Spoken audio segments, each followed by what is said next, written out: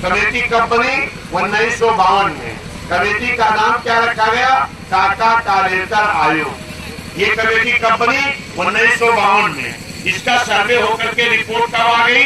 1957 में। अगर 57 में रिपोर्ट आ गई तो 57 में इस देश के हुकूमत करने वाले लोगों को आर्टिकल 340 के तहत संविधान की व्यवस्था के तहत बचे हुए पिछड़े समाज के लोगों को 57 में आरक्षण दे देना चाहिए था। लेकिन बाबा साहब ने एक बात कही थी कि इस देश के हुकूमत करने वाले लोग अगर नियत साफ करके मेरे संविधान को लागू नहीं करेंगे तो ये मेरा संविधान अच्छा से अच्छा संविधान भी अच्छा काम नहीं कर पाएगा। अगर मैं इस बात को खुलेआम मन से बोल रहा हूं कि इस देश के हुकूमत करने वालों लोगों ने 75-76 साल बीत गया, आज तक भी बाबा साहब के बनाए हुए संविधान को ईमानदारी से नियत साफ करके लागू करने का काम नहीं किया गया। अगर मैं इस बात को कह रहा हूं तो कुछ लोग इस पे ये भी कह सकते हैं कि ये कैसे हो सकता है। तो मैं उसी बात को लेकर के एक आध दो आर्टिकल की व्याख्या कर रहा हूं। जैसे आर्टिकल 340 के तहत संविधान में आरक्षण की व्यवस्था थी, सर्वे रिपोर्ट हमारी 57 में आ गई। इस देश के अगर हुकूमत करने वाले लोगों की मानसिकता साफ होती, मानसिकता साफ करके संविधान लागू किए होते तो क्या 57 में काका कालेलकर आयोग की रिपोर्ट लागू हो जाती कि नहीं लागू? लागू हो जाती ना। किसकी सरकारें थी? कांग्रेस की मानसिकता साफ न होने के नाते बाबा साहब के संविधान को लागू नहीं किया जा सका। कब तक नहीं लागू हुआ? 77 तक।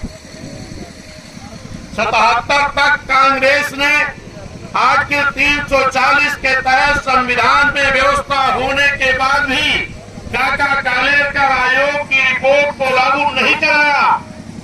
फिर 77 में उसी कांग्रेस के खिलाफ एक बहुत बड़ा मोर्चा बना और मोर्चे ने वादा किया कि अगर हमारी सरकार आ गई तो हम इस काका कालेलकर आयोग की रिपोर्ट लागू करा करके आरक्षण पिछड़ों को देंगे। लेकिन ये मेरे सम्मानित साथियों, ये वादा कब तक चलता रहा? जब तक वोट नहीं पड़ गया। जब वोट पड़ गई, सरकार बन गई, प्रधानमंत्री जी भी बैठ गए कुर्सी पर, तब क्या कहे? तब क्या कहे कि यह रिपोर्ट तो पुरानी हो गई, इसलिए इस रिपोर्ट के आधार पर आरक्षण नहीं दिया जा सकता।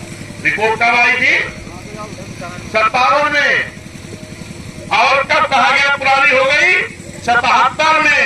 यानी 20 साल तक इस देश के हुकूमत करने वाले लोगों की गंदी मानसिकता के नाते हे मेरे पिछड़े बैकवर्ड समाज के लोगों आपको आरक्षण नहीं। फिर 77 में रिपोर्ट को पुरानी बता करके एक नई कमेटी बनाई गई। उस कमेटी का नाम रखा गया मंडल कमीशन। मंडल कमीशन कब बना? 77 में। उसकी रिपोर्ट कब आ गई? 80 में। 80 में रिपोर्ट आने के बाद भी 20 साल तक नहीं लागू किया। कहा गया रिपोर्ट पुरानी हो गई। 80 में जब नई रिपोर्ट मंडल कमीशन की आ गई तो फिर नहीं लागू किया। कब लागू हुआ? 90 में। पहली रिपोर्ट कब आई थी? 57 में। लागू कब हुआ? 90 में। कैसा साल बीत गया? 57 से 90 तक 32-33 साल। कितना हो गया?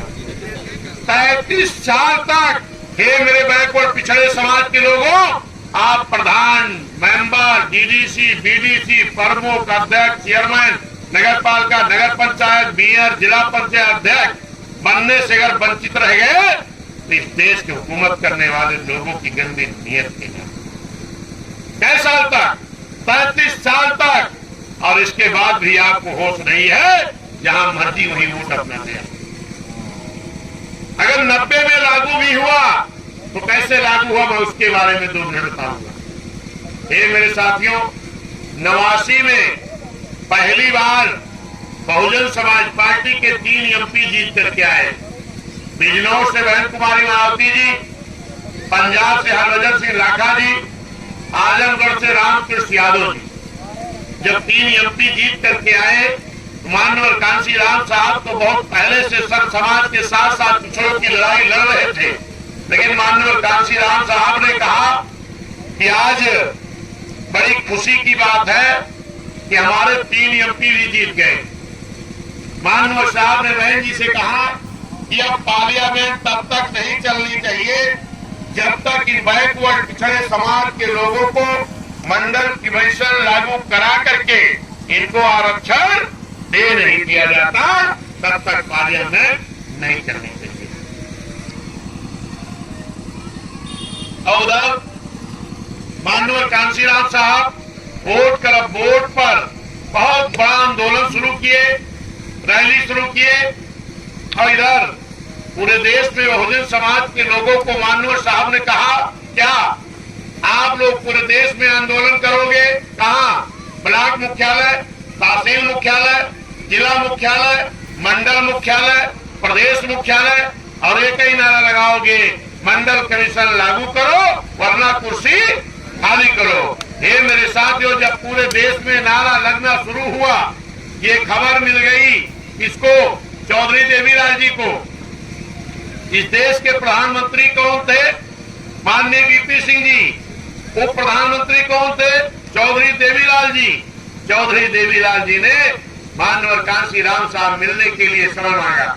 माननीय साहब ने दिल्ली के कुछ दूर पर पानीपत एक जगह है, वहां समय देने का काम किया, और जब चौधरी देवीलाल जी की माननीय साहब की मुलाकात हुई तो माननीय साहब ने देवीलाल जी को जब समझाया तो चौधरी देवीलाल जी ने कहा, माननीय बहुत बहुत धन्यवाद कि आप पिछड़े समाज की लड़ाई इतनी मजबूत